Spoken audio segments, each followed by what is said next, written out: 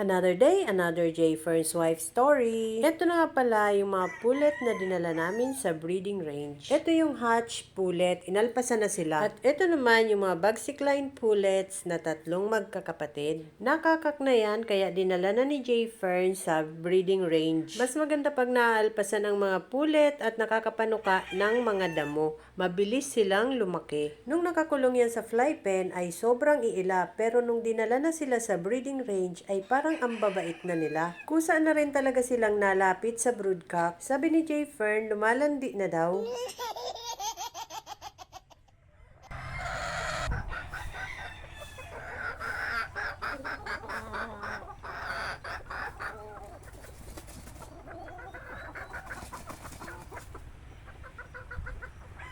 Maya-maya pa ay magpapababa na itong mga pullet na ito. Breeding range na ang tawag ni J. Fern dyan dahil wala ng mga stag na nakaalpas dyan. Lahat ng stag na nandyan ay nakatali na lahat sa cording area. Broodhen at mga pullets na lang ang mga nakaalpas dyan at yung dalawang broodcock naman ay nakatali. Yung possum sweater broodcock at yung aming Huron lemon broodcock. May isang broodhen ang nalimlim dyan sa breeding range. At nangingitlog na rin yung isang Bagsik Line broodhen namin dyan. Basta na ni J. Fern yung pumisa ng 10. Nalapit na ulit agad sa broodcock.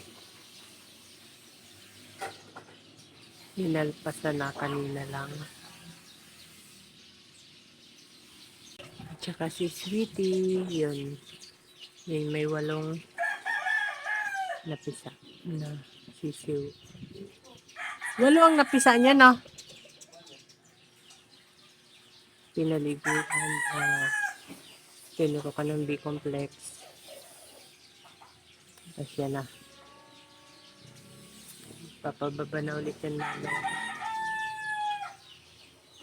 Naitlog na yung ARL. Ayan. Simula na yan. Madami yan kung mangitlog.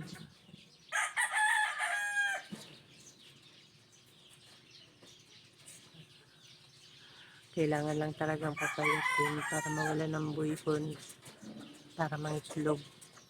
Ito yung isang inahin. Kay P-sweater. Galing kay Black Lava. Inalpasan na rin ni J. Fern. Para sa pugad mangitlog para lumimlim din.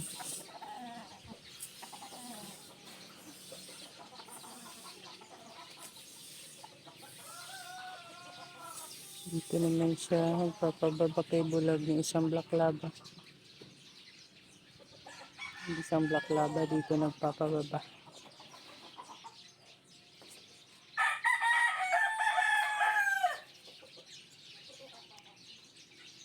Yan mukhang magpapababa na rin. Kapanday ang mga pulit, ang mga broodhen. Sa susunod dito naman ang aalpasan. Yung dalawang Black Lava na alpasan na.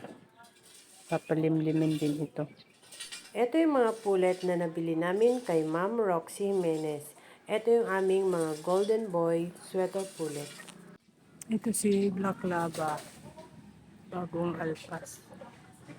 Ang kaso, pinutulan to ng pakpak ng pinadala sa amin kaya hindi siya makalipad ng mataas ko. Lalagyan ko ng tutulayan.